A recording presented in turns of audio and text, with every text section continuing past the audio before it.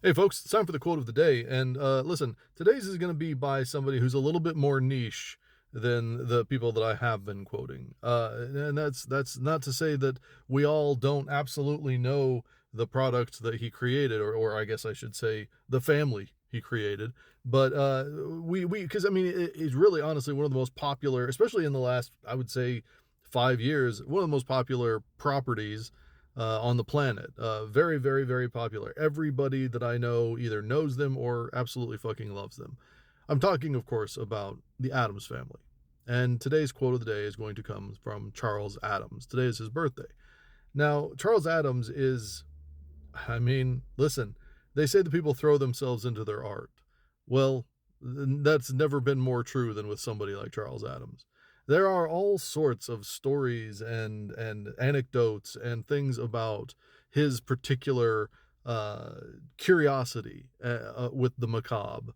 And what you see when you watch, the Addams Family, or you read the comic strip The Addams Family, or whatever, however whether you watch Wednesday or whatever it may be, what you see there is kind of little pieces of what Charles Addams was like. He really was like that. He once had a job working for, I don't remember what newspaper it was, but it was in the New York area newspaper. I think it was in the obituary sections, and they used to do like crime scene photos. Like they would take their photographers to go out there and they would take a picture. And his job was to, both in the obituaries and in these stories of crime areas, where there would be like a body. Like they used to take pictures like that and put them in the newspapers, and there would be a body. And his job, which he actually did like to a certain degree, was to go in with a paintbrush or whatever he was using, or pens, and erase the blood, like the blood of whatever, because they didn't want to show the blood, but they would want to show the body, right? They wanted to show the crime scene. And so he would go in and he would erase the blood, and he did that for a while, and then he started to complain about it. He said it's so much more interesting to see the blood, and he really did believe that. He really felt that. This is a guy that when he was a kid used to just hang out in cemeteries. Now, I mean, there's nothing wrong with that. I mean, I used to hang out in cemeteries. A lot of people used to hang out in cemeteries, but he was like obsessed with it. And he used to sit in there and he used to fantasize. This is according to one of his best friends at the time. He used to fantasize about what it would be like to be dead. He was a dark dude, and a lot of people a lot of people are very uncomfortable with like the kind of thinking that he had. And so that's one of the reasons why the Addams family, which there's an interesting story about that, which I'll tell you in a minute. That's one of the reasons why the Addams family is what it is because people are interested in this kind of macabre way of thinking. They just don't want to get too close to it, and the Addams family allows that to happen. Now, I actually told this story before when I was talking about a quote by Ray Bradbury. Ray Bradbury and Charles Addams actually became very good friends at one point, and they had discussed working together on all these things. And at the time, there was no Addams family. It was Charles Addams was a cartoonist and was working in all these different mediums, and had done some work for different magazines and things like that. And he had done some work for a piece that Ray Bradbury had submitted to a magazine, and Ray Bradbury was very excited about it, liked it a lot, and said we should work together. We should get to know each other, and they did. And they had these great ideas where basically Charles Adams was going to take all these like characters that he'd had for a while that were kind of out in different publications and things like that, and he was going to bring them together, and they were going to bring call them the Elliott family. And this is all according to Ray Bradbury. Now this hasn't been confirmed or corroborated with Charles Adams' estate, but Ray Bradbury said that they got together, they worked on it, and basically they just couldn't really come to an agreement on the way that the family would be, like the different personalities and things like that they wanted to convey. And so they kind of went their separate ways, and the project never came true. They still remained friends, but the project never happened. But what happened was Charles Adams went off, liked the idea of these different characters that had been in different things being a family, and created the Adams family. And so when you hear that story and you recognize the fact that Ray Bradbury, one of the most acclaimed authors of all time, ended up helping Charles Adams create kind of the through line for all these different characters that then became what we now know as the Adams family. And, obviously all the different offshoots and things like that. Wednesday Addams is Wednesday Addams in whatever, whether it's the Netflix thing or wherever you see her, that's who she is. And what's really interesting is that if you ever get a chance to look up Charles Addams and you see he had three different wives, I think, in his life, and you see his first two wives especially, they look like Morticia. Like he based the Addams family. He was Gomez as far as he was concerned. He was, he was obsessed. He loved. He did all the same things the same way that Gomez is towards Morticia. That's how it was. And these women that he was with, his wives of his, for whatever reason they didn't work out. But at the time they were his entire world.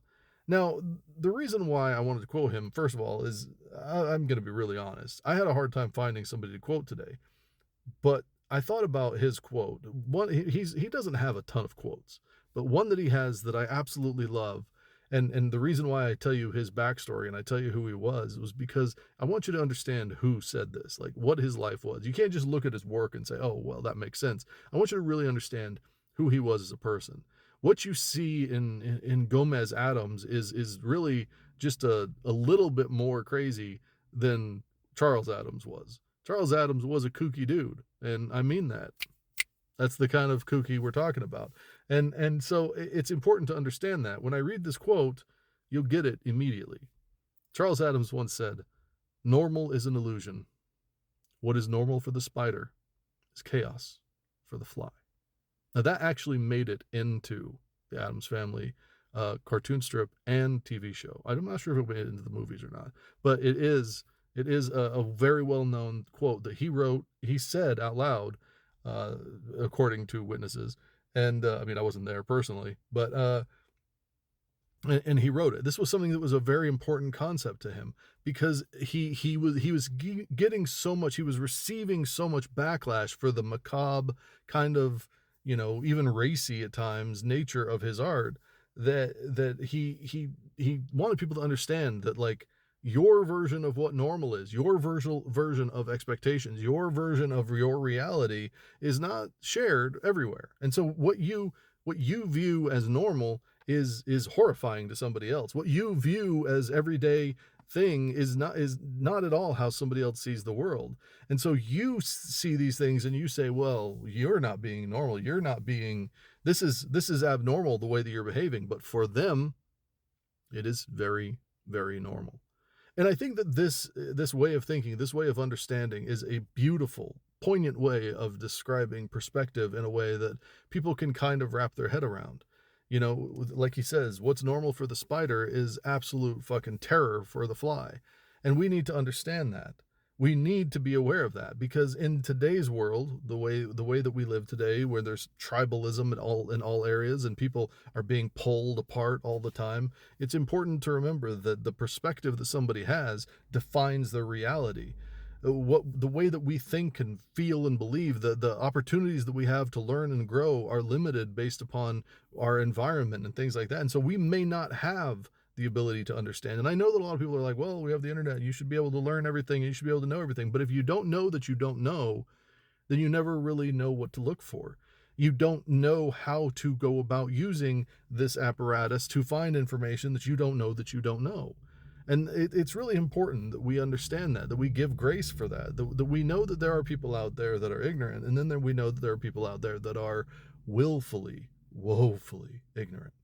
And they don't have the ability to wrap their head around these different ways of thinking. They see homosexuality as weird and not normal. They see trans people as weird and not normal. They see the lives of brown people as weird and not normal. Certain men see the lives of the way that women want to be as weird and not normal. And we always have this kind of disconnect in perspective because we don't have the ability to understand that there is no such thing as normal. There is no such thing as normal. There is only your perspective. Now, people can share that. People can share your perspective, but that still doesn't make it normal. We do that ourselves. We create that. We create what we consider to be normal. And just because somebody else doesn't share it doesn't mean that they're abnormal. And you need to remember that. Happy birthday, Charles Addams. The rest of you, take care of yourself. Take care of others, no matter how abnormal they may be to you. I'll talk to you soon.